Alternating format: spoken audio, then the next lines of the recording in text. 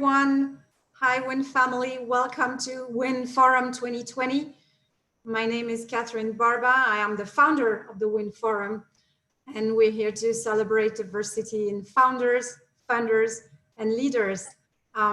Before anything, I wanted just to acknowledge the tragic events that are unfolding in the past few days in America. And just wanted to tell you that more than ever, the Win Forum community is committed to advance inclusive behaviors and inclusivity. That being said, I'm really happy to continue the conversation that we had before on fundraising and introduce you to my amazing guest today. We have Vincent Diallo with Interlace Ventures. Hi, Vincent.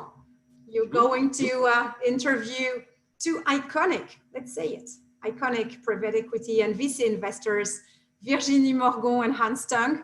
So the floor is yours, Guy, and thank you so much for your time and for sharing today. Thank you very much, Catherine. Thank you very much. Good morning, everyone, or good afternoon, maybe good evening. As Catherine just said, it's a pleasure and an honor to welcome two iconic investors at the Win Forum 2020 to talk about. Today will be the substantial benefits of diversity and the new challenge of PE, private equity, and venture capital in a post-COVID world, if we are already in a post-COVID world. That's another question. So today we have Virginie Morgon with us. Hello, Virginie. Hi, how are you, Vincent? All good, all good. So Virginie is the CEO of Eurazeo. She's been appointed in 2018 after a couple of years in the firm and a couple of years also in a famous investment bank, Lazard. And for the record, Eurazeo is a 17 billion global private equity group. Correct me if I'm wrong, Virginie. Oh, good. Hans is with us. Hello, Hans. Hi, Vincent. So Hans is the managing partner of GGV Capital. We're talking about $6 billion under management. They're focusing on consumer internet, e-commerce, IoT investment, especially Hans. Hans is also ranked 7 on the Midas list, 16 unicorn at the counter. Just to name a few: Airbnb, ByteDance, Coinbase, and I'm just gonna stop here. Anyway, thank you so much for the two of you to joining us today. So yes, iconic investor investing at global level. Maybe we're gonna start with the first question, but maybe a first reminder to the audience that the chat is open for question, and we'll take the audience question after those first 4 questions. So we'll talk about COVID first. For both of you, what is, if there is any, what is the impact of COVID on your investment decision, your allocation? Is there any change in the decision-making process, or is there any criteria that becomes more scrutinized? Maybe Virginie, you go first on this one. Thank you. I'll go fast and try to be as condensed as possible so we leave ample room for discussion. Let's say that I'm very glad that what we started years ago in a way protected us in this crisis, and that was what diversification on a geographical basis. Thanks God, you're not just exposed to one country. When the shutdown starts in China, then comes to Europe, then to the US, you have global investment, especially, as you know, for Eurazeo in Europe and in the US. That was a wise decision. So I would continue in the future, sort of takeaway. I would continue to urge my team and push my investor to follow us and support us to invest across the globe. Second, I'm so glad that we were slightly more diversified than we used to be years ago. And in a way, I'm sure Hans is going to confirm this, but in our portfolio, we have about 3 to 4 billion of investment in venture and growth, essentially in Europe. And those investments have been holding, the best. And why is that? Digital native, completely disruptive already, pretty light, and also very well funded. So some of those companies, I mean, believe it or not, although much smaller than some of my large cap portfolio companies, were way more funded than some of the others. So I think these are two sort of interesting takeaway, or be diversified, invest also in growth and digital and disruptors, have the proper amount of liquidity at all time. You know, when the door closes, just like it did in such a short moment, we've been fighting over the last sort of 6 to 9 months to provide as much liquidity as we could to our portfolio company, being credit line, being drawing on capital call if we had to, being subscription lines. And I think before you start thinking where am I in the cycle and what's going to happen, you have just to make sure that your company are well protected. So yeah, I'd like to pause here. I think that's my own sort of takeaway. Of course, we can go deeper into sectors and also some other more like big a conversation about asset allocation, like real estate versus private equity. In private equity, but we'll come back later, so Hans can step in. Please, Hans. Thank you. Great. I agree with Virginie on the sort of the impact that tech has. If you look at the public market, the enterprise companies, the e-commerce companies, and digital health companies have performed best. We see that I led our investment in Peloton. Obviously, they have done very well. We look at the big commerce companies, whether it's from Amazon to Shopify to our portfolio, big commerce, Wish, Poshmark, some of the investments I'm involved with. It's in StockX.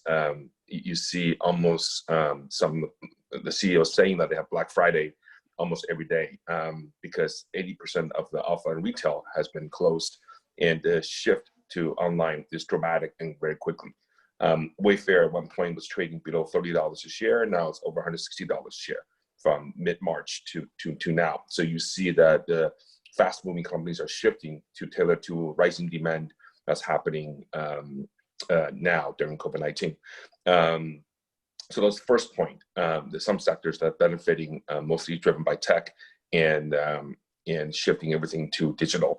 And the second point, I would say, agree with Virginie on geo-diversification. GDP started, our roots are in Silicon Valley and Singapore. And over the last 20 years, we have expanded and started investing in China, in Southeast Asia, India, and Latin America. And so you do see that across every single sector, there are different models and different patterns emerging on the regional basis, if not global basis. So there's a lot of learning possible between different companies in different geography of a similar sector.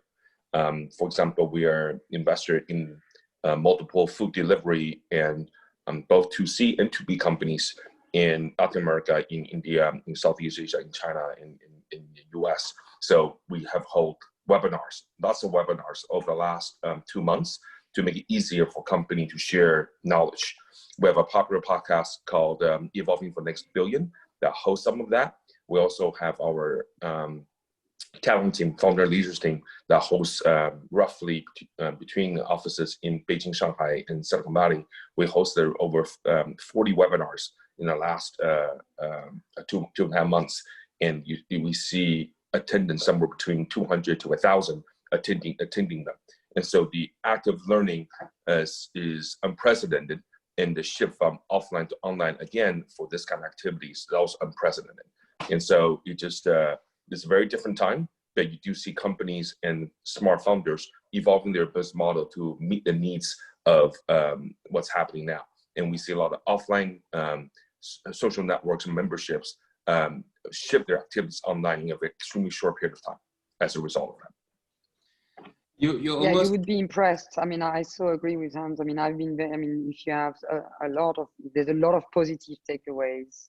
Solidarity has been one, and different form of solidarity, bridging knowledge, sharing experience between portfolio companies, but also, fundamental solidarity, giving money, to the different association, clinics, hospitals needing. So also, for me, solidarity has been a very strong driver and helped me and helped some of the portfolio companies to go through this, amazingly difficult time.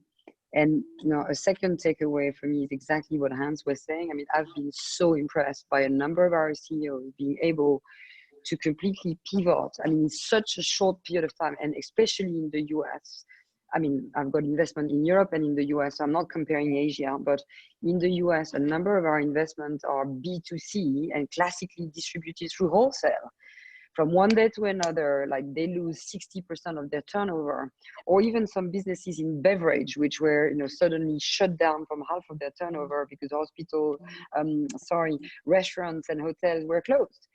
And how amazingly those companies have been able to completely pivot and compensate that enormous loss of turnover by suddenly becoming online operators, digital operators. How much of that is going to remain while we're going to be super disciplined and try to retain as much of that shift as possible, let's be honest. You both mainly talked about portfolio companies. Have you taken any new positions since the beginning of the situation or the shelter, depending on the geography you are? Yeah. We have. Could you share, is there any trend in terms of sector, industry, business model, or even geography? You already shared a little bit, but do you see something accelerating here? Okay, so I'll tell you what we did. I mean, we reinvested in a number of our companies in growth and in venture because they were continuing to raise money. They needed some more liquidity to increase their presence, their scope. We knew those companies super well. We're right there. We trust them. So we have invested since the beginning of the year in only in growth capital, maybe 250, 300 million in a number of companies. We have also, in terms of sort of interesting sectors, I just don't want to be investing in the high growth and still quite expensive, to Hans' point earlier, still quite expensive companies because, most of the public companies in tech or in online health or online finance or online education, they're still pretty expensive, let's be honest. So what we're also looking at, I think we know a number of sectors pretty well, which have been very much impacted, and that being travel, that being hospitality, and we've been an investor in hospitality for the last 15 years. So I think and tourism, they're all related. It's like international travel or restaurant or tourism. And we have started, not yet invested, but we have started to be looking into very serious situation in companies which desperately need the cash, could be preferred, could be invested in the form of preferred. There's been a number of deals in the US with Expedia, with Airbnb, also other sector. I think that could be for us a very interesting entry point. I mean, you have to have courage because those companies have been, they've lost 50% of their turnover for some of them. You have to have a vision and a judgment, a conviction on the fact that it's going to rebound and when. Because it's not just about the rebound, it's about the timing, of course. But I think we would be very interested, and we're actively looking at situation in that sector. Yeah, for us, we definitely have, if there's any shift at all, just we start investing in companies earlier stage at this time that we think are going after the work from home and work remotely type of companies. These are companies providing tools to make it easier to hold group meetings online, to facilitate discussions and social groups, and not just a general webinar, and go deeper. And we also invest in companies that are providing security and other utility tools to make this experience safer, more secure. So we've done about 5 investments in the US in the last 2.5 months. New investments. These are not portfolio companies. These are new, and also did one in India and a couple in China. So we are definitely looking to deploy more money to work to new portfolios, because we have a most recent fund was closed and started investing in early 2019. But like Virginie, we also are doubling down on our portfolio companies. I think that are in position to grow more and even benefit from what's happening. We have about 242 portfolios of different stages across 4 continents. And of the 242, roughly about 5%, 10 or 12 of them are more in the critical condition that would need additional help and advice. The rest have cash flow of cash runway of 12 months or more. Either they have raised funding before, or a lot of funders took the right measures over the last 2.5 months to become more lean and efficient. Even in travel sectors, someone like Airbnb, you do see that they are come back in booking. Brian Chesky was on a podcast recently with Rico, and I spoke on a recent information webinar as well.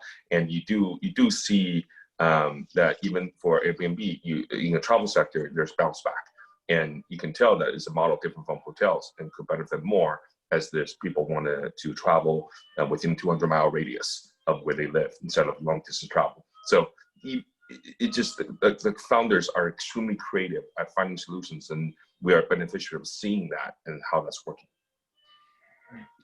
As the both group, I mean, Eurazeo and GGV, we both invest worldwide, as you just mentioned. Do you see any geographic or any region that could benefit more from this new reality, or this post-crisis new reality? Any trends coming up in terms of geography? Okay, I mean, usually I'm always trying, and I think I am fundamentally a pretty positive person, but on this one, I'm going to be a little bit negative. Talking about the region I know best, which is Europe, I am a little bit concerned that for a number of structural reasons, there might be another pretty long period before some of the southern European countries are able to show again some growth. And I don't have to remind you that it took France nearly 7 to 8 years after the great financial crisis to start producing some form of growth. So I am no doubt concerned by a few of those southern countries. I have concern that it may not restart and be re-energized. So it's one thing when you protect your population, and probably you're protecting yourself from what's happening in the US that Catherine was referring to, because you're providing support, financial support, medical support. And I, of course, there's part of me, and the part who is an active supporter of Human Rights Watch, who likes that. So you don't let people go, or you don't let people down. And on the opposite, there's always less, rebound in a country which is using all the time what I call the stabilization effect, the stabilizers. In the US, I think, if, thanks God, this country can get out of this extremely worrying situation which has developed over the last few days, and take the appropriate measures and direction, I think the US should be rebounding fast. It was an enormous shock when you see 20 or so million of people unemployed from where we were just a few months ago, which you don't see that hard in other European countries. But I am a deep believer in the capacity of the US to just, rebound, assuming that the social unrest is being, heard and treated properly. I'm pretty positive about China as well, because I think, China was, impacted pretty shortly, and all those discussions that we're having on the disruption, the digital mindset, the digital way of life, it was already there in China for many years. Many businesses had like 40-50% of their activity online already, while the same group would be only 5 or 6% in the US, and barely that level in Europe. So I'm not too concerned and I'm quite positive about China. Yeah, I probably give a similar answer. Of our 242 portfolios, US is number 1 and China's a close number 2. Pretty even distributed, and China definitely benefits from coming back early and with such strong contact tracing capability. It's having more under control. But again, the world's increasingly become a very polarized and very volatile place. So we try to mitigate the risk, macro risk, with investing earlier stage, so that if it's the right tailwind, the right trend, they benefit from coming in a very small base to continue to grow. But over time, we're only going to get out of the situation if there's a vaccine. I saw a recent announcement from Cornell University in which they have 6 different options planned for this fall. So from option 0, everybody teaching from home until end of March, to some kind of opening up before Thanksgiving in the fall, and sometime resume sometime in 2011. So it is extremely unsettling, and so everything's every day you can expect something new will happen, and so it requires all of us to be on our toes. Great. We already received questions from the audience, but maybe before going there, I want to ask one question on the diversity topic. So we're living in, at least in a country, I was about to say in the world, but those are stats for US. We're living in a country where less than 3% venture-backed startup founders are women, and less than 1% are Black, among other underrepresented minorities. Do you have any advice for women and underrepresented founder to be successful in an equity event, given the current context? And maybe do you have a specific practice at your firm level? Yeah. Good question. Before going to the advice to the the women specifically, entrepreneur you were referring to, and I'm sure Hans can come to this. I think there's an advice, or there's an ask that we should be making to our ecosystem, our stakeholders. You have to be vocal, because you have to be vocal, and you have to draw a line in the sand, and you say, this is the end of what is bearable in our environment. It's not just about giving advice to those amazing women, and we've been giving advice to those women for many years, decades, empowering women through different ways, and Catherine is really at the very forefront and has been for so many decades. Having said that, we're not going to be able to do it on our own. LPs have to be taking responsibility and saying, we need to see more women on board, we need to see more women in the investment team, we need to see more women-led investments. We are LPs, so we can decide where we put our money. And it's not just about the financial performance of either Eurazeo Investment or Hans firm CGB Investment. It's also about other extra financial criteria of performance where you want to see diversity. I mean, for me, it makes obvious sense, because you're never better than with diversity in your team. Why would the same people, same age, raised at the same place, same university, and same gender take proper decision? Of course, it makes obvious sense that you want to have diversity in your team, diversity in the companies in which you invest.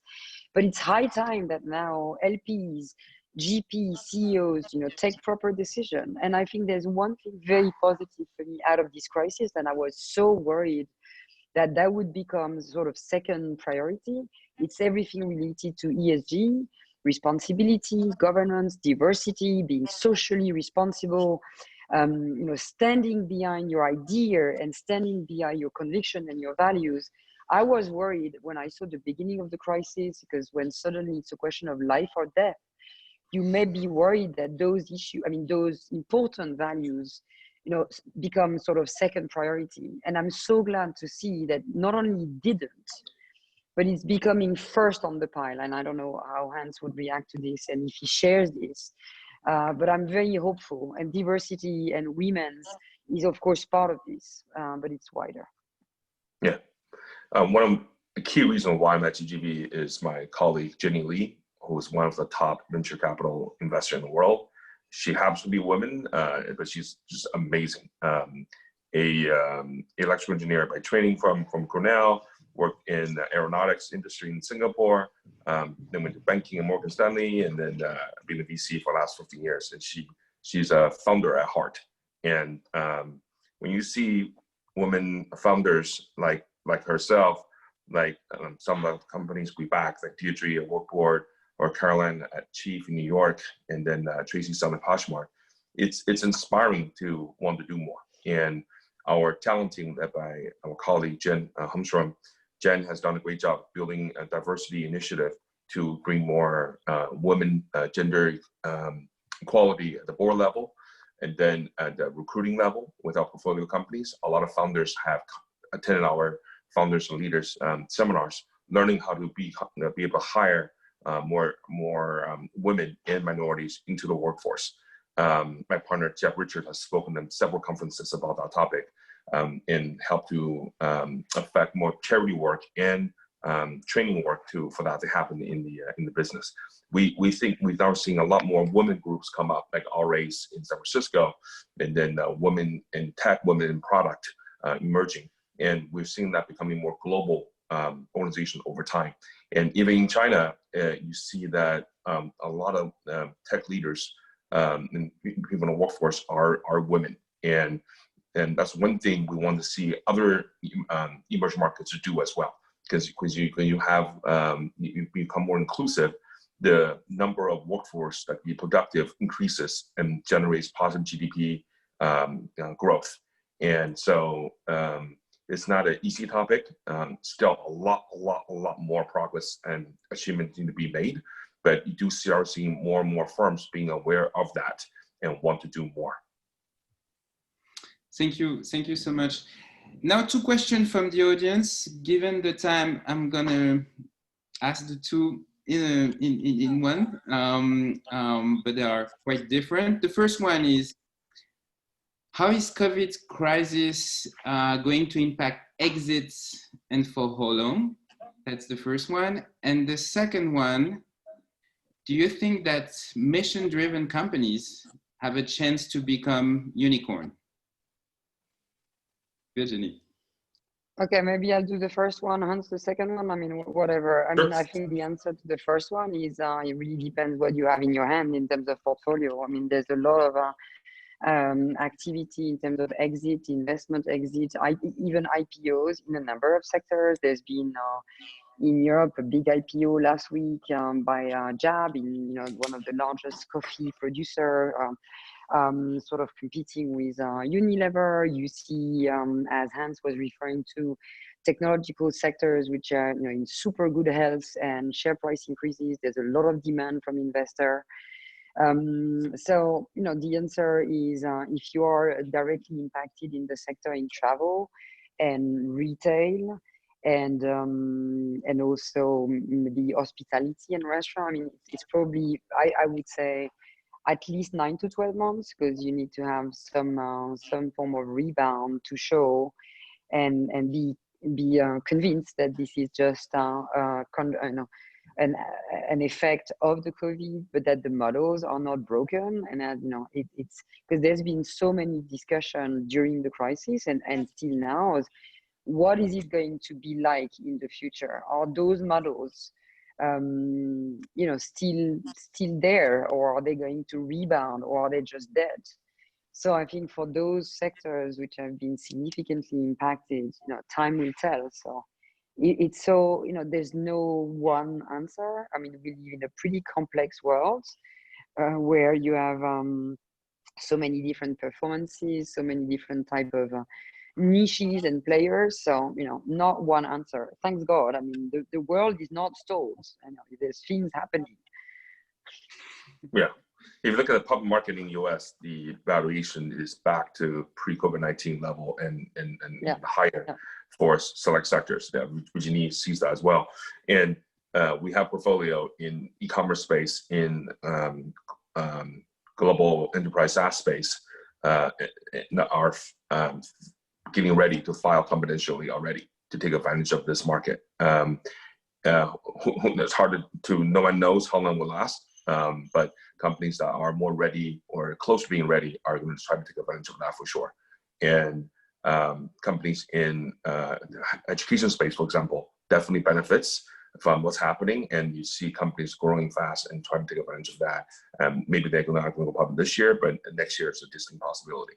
And to the second question, I don't think mission and for-profit have been complete exclusive. For the most part, you do see that being separate, but there are companies that are trying to combine both, whether it's Etsy, doing stuff for artisans, or you see our investment, my colleague Robin Lee and I worked on in Chief in New York. It's originally was a more of offline membership for women to become C-level officers and stay there and help each other to share what they've learned.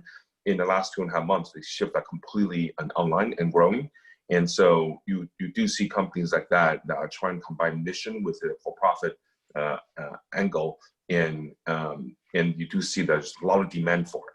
And just it's amazing to see women, minority founders being increasingly active and vocal about what they need, what they want, and be able to voice that on Twitter and on LinkedIn and on webinars like this. It's COVID-19 is not an easy situation. It brings a lot of pain, but when you see positive change that could happen as a result of this online, it's extremely inspirational. Thank you. So maybe more social entrepreneur and big corp unicorn tomorrow. Thank you. Thank you so much, Hans. Thank you so much, Virginie, for your time. Yes, thank you. I'm back, and I was listening to you. Very impressed by the fierce energy and impact you make to, to change things and to redistribute power. Thank you very much. It was a great panel. It was great to meet you, Hans, and to see you again, Virginie. Thank you, Catherine. Thanks for what you're doing, Catherine. Yeah, you're doing that amazing work and energy that you we need it. We need it. We need to be change makers. And I trust we're going to continue more than ever to do it. And so tomorrow we continue the Win Forum for the whole week. And tomorrow we're going to address, we're going to speak about how large corporations pivot and transform, and if diversity is an accelerator for all this, and particularly in retail and hospitality. So Virginie, you know what I'm talking about, Hans too. So thank you again, and see you soon in real life, hopefully. And take care, guys. Bye. Sure. Bye.